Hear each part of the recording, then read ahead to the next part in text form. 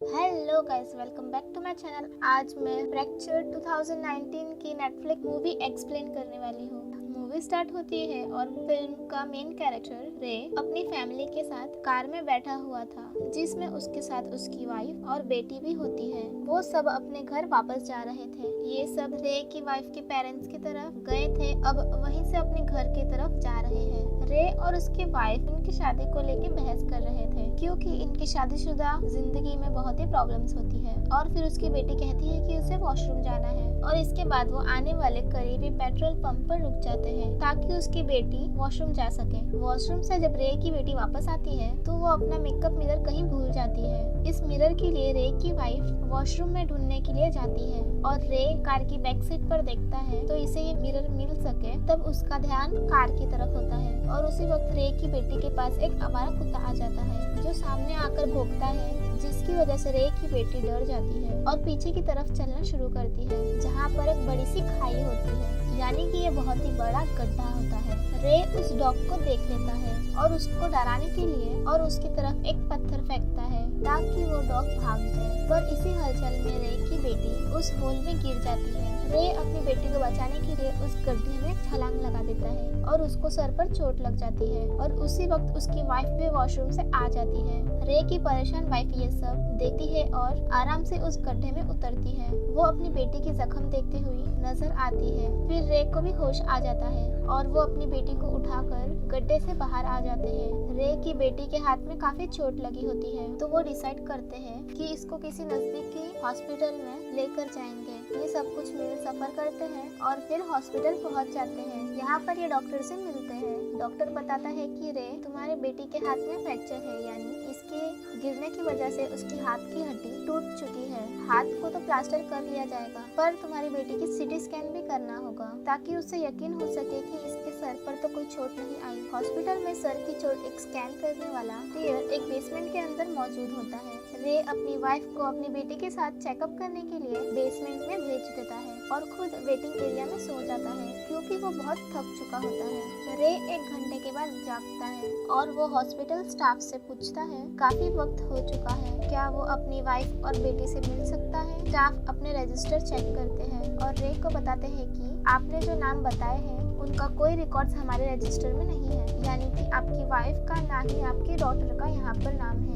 उस हॉस्पिटल के बहुत से डॉक्टर की शिफ्ट चेंज हो चुकी होती है, लेकिन नर्स और स्टाफ वही होते हैं जो पहले था। एक नर्स बताती है कि रे हॉस्पिटल में अकेला आया था और इसके साथ कोई और नहीं था, और इसके अलावा रे के सर पर चोट भी लगी थी। और फिर ये अपनी परेशानी को लेकर गुस्सा होने लगता है। इस चीज को देखते हुए हॉस्पिटल की सिक्योरिटी गार्ड उसको रोकती है। हॉस्पिटल स्टाफ उसको नींद की इंजेक्शन देते हैं ताकि वो बेहोश हो जाए और काम डाउन हो जाए और झगड़ा ना करे। इसके बाद रे को एक कमरे में बंद कर दिया जाता है। जब वो अपना शरीर से चाहता है जो उसे ढक दी गई होती है, तो वो उस कमरे से भागकर बाहर आ जाता है। यहाँ पर वो 2 पुलिस ऑफिसर को हाथ से इशारा करता है। उन्हें ये सब हुए वाक्यों के बारे में डिटेल के साथ में बताता है। आखिरकार पुलिस ऑफिसर इन्वेस्टिगेशन करने के लिए मना ही लेता है। जब पुलिस उसके साथ हॉस्पिटल में दोबारा से आती है तो मजीद इन्वेस्टिगेट करती है, जिस पर मालूम होता है कि वाकई में रे अकेला आया था और इसके साथ इसका कोई फैमिली मेंबर नहीं था। रे बताता है कि हम गैस स्टेशन पे थे, तब वहाँ मेरी बेटी गलती से एक गड्ढे में गिर गई थी, और बाकी सब डिटेल्स भी बताता है। तो पुलिस ऑफिसर ने डिसीजन लिया कि हमें गैस स्टेशन पर जाकर देखना चाहिए, शायद कोई क्लू मिल सके। अब वो दोनों पुलिस ऑफिसर और रे मिलकर गैस स्टेशन पर पहुंच चुके हैं। जब पुलिस उस होल को देखते हैं जहां रे ने कहा था कि उसकी बेटी गिरकर जख्मी हुई थी, तब वो रे को गिरफ्तार करने की कोशिश करते हैं, क्योंकि इस होल में बहुत ही ज्यादा खून के निशान थे। जो पुलिस को लग रहा था सिर्फ गिरने से इतने ज्यादा खून नहीं हो सकते और इतने निशान नहीं रह सकते। पुलिस ऑफिसर्स रे को गिरफ्तार करने ही वाले होते हैं कि वो उनकी गन छीन लेता है और वही उनको गैस स्टेशन में लॉक कर देता है ताकि वो उसके पीछे ना आ सके। अब गन रे के पास है और वो वहाँ से हॉस्पिटल चला जाता है उसकी वाइफ और बेटी की तलाश में। रे को शक हो रहा होता है कि हॉस्पिटल के स्टाफ्स की उसकी फैमिली को कहीं छुपा दिया होगा ताकि वो उनके बॉडी ऑर्गन्स को निकाल कर सेल कर सके या किसी दूसरे पेशेंट को वो ऑर्गन्स डोनेट कर सके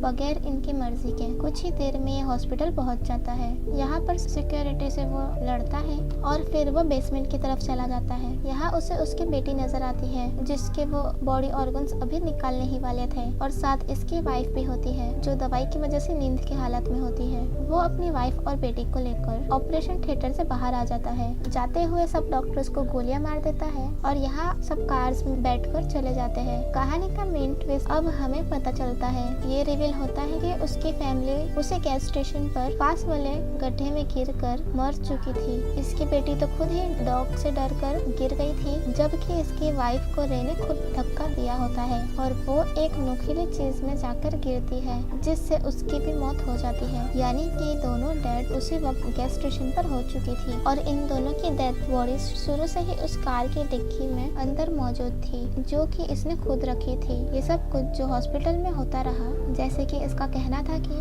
मैं अकेला नहीं आया था। हॉस्पिटल स्टाफ पर बॉडीज ऑर्गन्स को चुराने का इल्जाम लगाना या रे का पुलिस से हेल्प लेना, ये सब इसका साइकी प्रॉब्लम था, यानी मेंटल डिसऑनर प्रॉब्लम था। यानी कि ये थोड़ा सा पागल था। यानी कि ये कत्ल इसने खुद ही किए होते हैं और इसका दिमाग शुरू से ही ये सब कहानी बना रहा होता है ताकि जो मर्डर्स इसने किए हैं वो उसे इनकार करे। रे एक साइको मरीज था। वो ये सब कहानी खुद ही सोच रहा होता है, जबकि कत्ल करने वाला वो खुद था। और लास्ट में हम देखते हैं कि वो लोग जो हॉस्पिटल से भगा कर लाया अपनी फैमिली मेंबर को समझकर, वो एक सीरियस पेशेंट होती है और वो भी अपनी जान खो देती है। आपको ये वीडियो पसंद आई तो प्लीज लाइक शेयर कमेंट जरूर कर दीजिएगा। मिलते हैं नेक्स्ट के वीडियो में। Take care.